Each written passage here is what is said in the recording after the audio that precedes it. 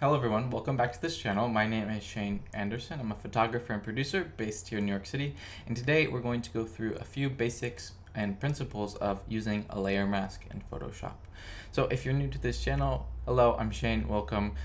Please do subscribe if you're new, and if you like Photoshop content, Lightroom content, and any kind of business related content for your photo or creative business. I work in the fashion and beauty space, but there's a lot of room how these tips can be applicable to anyone, not necessarily Photoshop, but I have lots of other videos outlining these sort of things. So be sure to subscribe for that, and also lots more on art theory. But let's dive into this photo of Nicola. Nicola and I are really great friends. She's from Australia, but we met in London and been to Paris together and New York together. We didn't even mean to, we just kind of were there at the same time. So it's really important and special to have a friend like that from multiple different times of your life in different places as well. So this was taken in Paris in 2019, last year, probably in July last year, June, something like this. Anyhow, it's a great beauty shot. She's kind of laughing there in the sun, very clear, pretty. I've retouched the skin. If you want a little bit more on facial feature definition, I did another one from the series of Nicola in another video in Lightroom, showing you how to just add a little bit more dimension to the face. That's linked up in the eye right now if you're interested in that. But let's go into the layer mask. So I'm going to show you how to remove this arm here. In the actual photo, she's kind of laughing like this, right? But well, now the crop like this, what's the focus on the face and the lines on the face? I don't want that arm there anymore, right? So we're gonna remove it using layer mask. So quickly, I'm just gonna grab a piece of content from one of the photos from the series. This is the one I used in the other video. I just want this background content, so I've just selected it. I'm gonna Command-C copy and paste it over here, and then drag it over in the space here. It doesn't really matter too much where, but I'm just gonna hide that, and that's gonna be there for later use. And if you're wondering why it's so big, it's because this original photo here, it was cropped similar to this one, so the pixel density, it's very similar, so that's why it's so large. But anyhow, we're gonna hide that. Before we get into something called select and mask, I'm just going to show you the basic principles of a layer mask. So the layer mask, if you want to create a new one, it's this rectangle here with the circle below. So you click that, and you'll see here a dialog is popped up for our layer mask and our original, right? Great. A lot of times the default for Photoshop in the brushes, it's this black and white. And that's true for layer masks. And black and white are huge for layer masks. So be sure you're here, right? Great, so we're selected in layer mask. We're going to select our brush tool, and the big thing to remember is black conceals and white reveals. So as you'll see now, this little thumbnail here, it's all white. That means it's revealing everything below it. So we're on black with our brush now. Let's make it a little bigger, and as we paint, you'll see it starts to hide. Great. And similar if we go to white, sorry, let's paint it black, and then if we do white, it'll come back. So that's a basic principle. You can also, of course, mess with the opacity and flow. I personally like to have my flow a little bit lower. I like to have that control and build up as opposed to hard. But of course, opacity is a little more intense than that, and that'll start to switch to black. Do that, and you can just change the opacity. That's an option too. Another way to change the opacity is if you go into your colors here in the layer mask. You can kind of go on the grayscale here. Don't go into the color bit, but if you stay on the grayscale, it'll act as an opacity. So if we stick to a darker gray on the grayscale, you'll see it removes. But if we go to a lighter gray, it'll actually add back, but not completely, right? Because it's a value of that absolute black or absolute white, and the closer it is to white, the more it will reveal, and the closer to black, the more it'll hide. So that's another way to view opacity. I typically don't go into that too much. I prefer just to use the opacity slider if I'm going to do that, because I don't like having so many colors. I just like having my black and white that I can quickly toggle through with the X key. So X key will swap those, and that becomes kind of important. So we're going to get rid of this mask. And before we continue into the actual image, I'm going to Command or Control J, duplicate the background layer, because that's also very important that you always have your original to go back if you need to take some details or something. Right? So we're going to grab our quick select tool. It's just here. It might be hidden under your magic wand. You can alt click to go through there, or you can right click and go to quick select tool, also W. So how this works, you'll see a select and mask here. We're going to get to that. But to make our actual selection, there's a plus and a minus here. And we're going to make a selection. So we're going to use the plus, but minus can be very helpful as well. So let's make our brush a little bigger. Usually it's pretty good with making a selection. You can just tap 1 and it usually kind of finds those lines. See, it found the line on the shadow there. So, and it's finding the line on this shadow. So it's pretty good generally, but it can get a little bit wild. So we just need to be careful with it. See, it's starting to select things we don't want. But let's just get a general selection right now. Okay. See, it's just selected the whole of the background now, so just be careful. Sometimes it can get a little bit finicky. And it looks like it keeps doing that, so we're just going to grab the minus brush and kind of remove that background as opposed to trying to add the face in. See if that works any better. See, very tricky, right? So it's not always going to be perfect with this. And I can see it's causing a little bit of an issue. Let's try one more time with the plus, but make a smaller brush. See if we can, yeah, there we go. It's grabbing it a little bit better.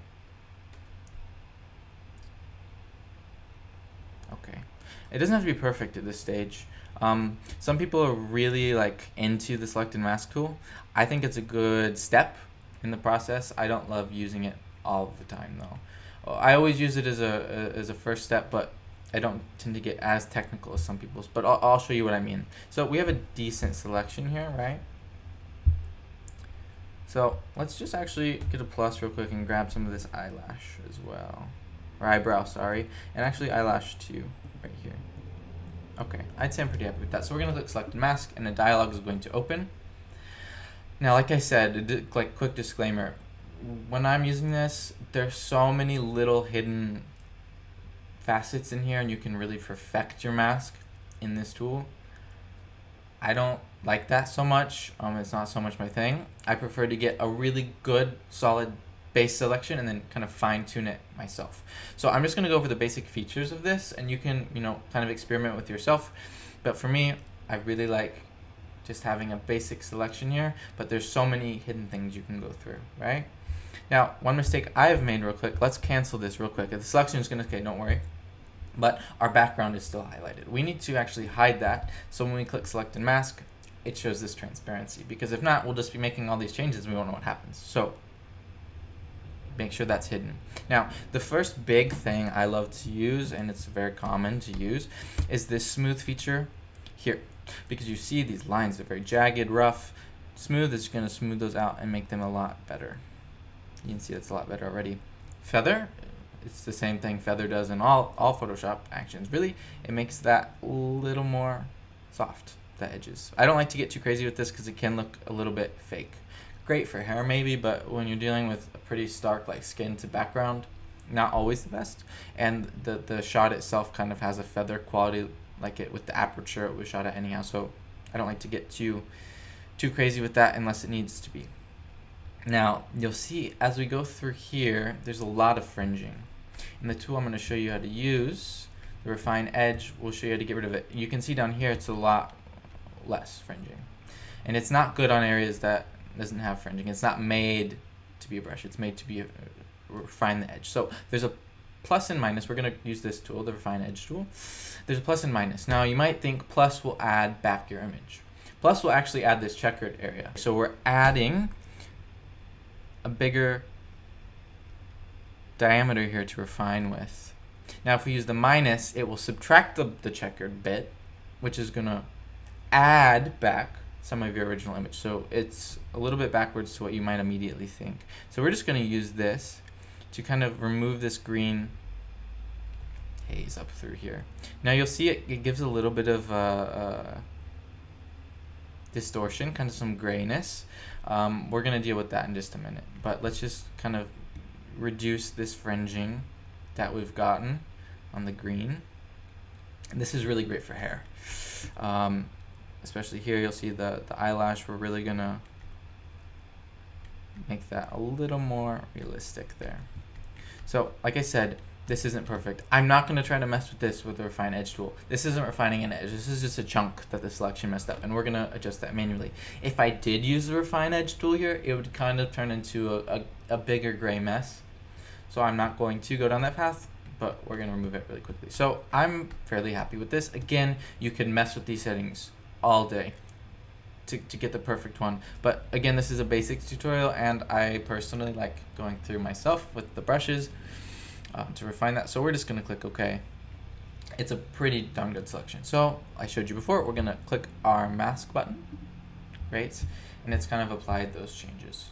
So first, I'm just gonna go through really quickly, switch ourselves to black, make that a lot smaller. Oof, it's a big brush. And I'm just gonna get rid of any of the big inconsistencies like that. Gone. Now it's still not perfect there, but we're gonna come back. This is a little bit not rounded. This is not perfect. And again, this is just the general removing we're doing right now. Remember, like I said, this is non-destructive.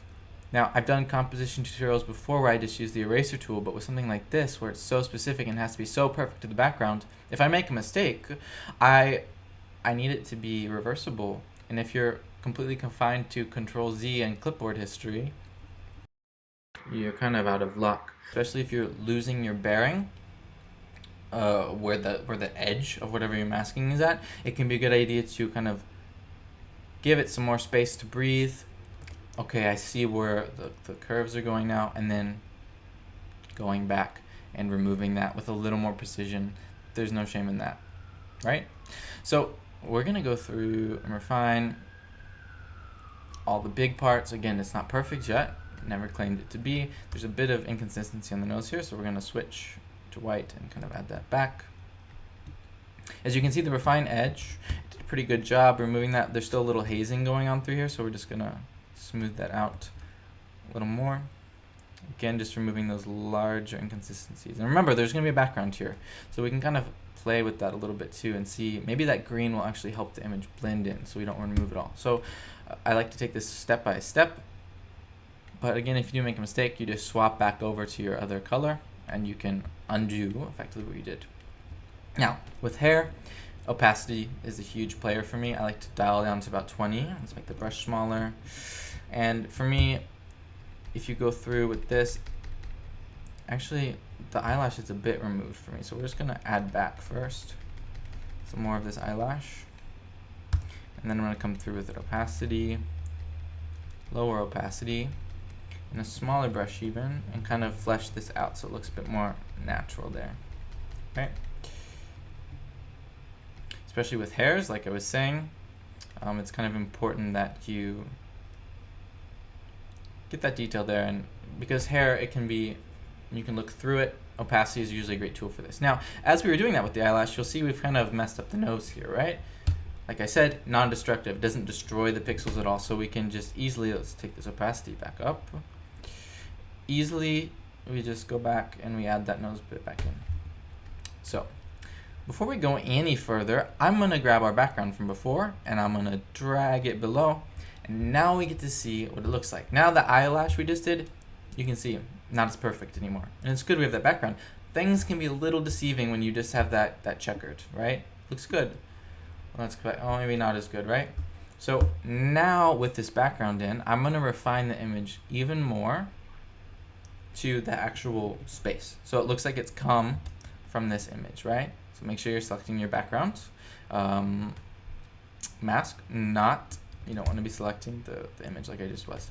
So now I'm just gonna run through here and refine everything a little bit better, right?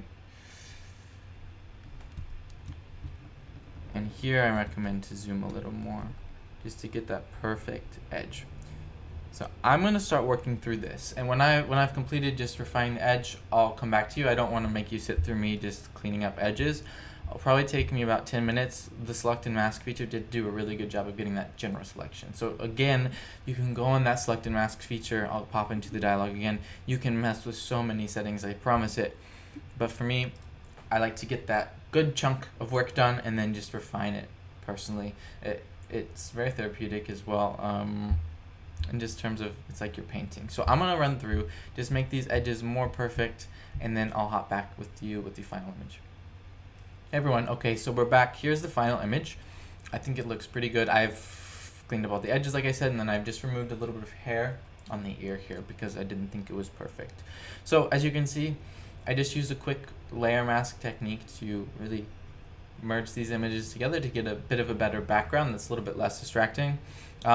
If the background, if you're not sampling from your set, it's important to know what your background looks like. It needs to match the color tone of the image you shot, and it also needs to match the depth of field. So perhaps I put Nicola here going back down through a hallway. This is a little bit more advanced, so maybe I'll go into it in a future bit, but be very careful that your colors are matching. There's functions in Photoshop to do that, and also that your depth of field matches. So because this is such a crop close in, you'll notice the background has a bit of a blur.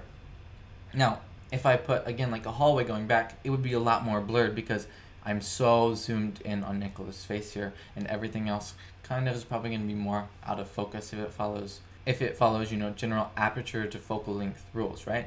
So be aware of that. There's a lot of aspects to make sure your photo looks real, and I can delve into that more later, but this was just a quick video on how to, master your techniques per se, and just basic techniques of layer masking, because it's a very versatile tool. So play around with it, let me know what you think, and I hope this is helpful. I hope you're very well. New York's slowly, I guess, getting back to normal, but we're still in lockdown through the end of June, which is sad. Other places around the world, though, they're starting to open up, which is amazing. So if you're in a big city or somewhere small, I wish you well, and I hope everything's going, good in your situation. It's a really tough time. So with that, I'm going to leave it there.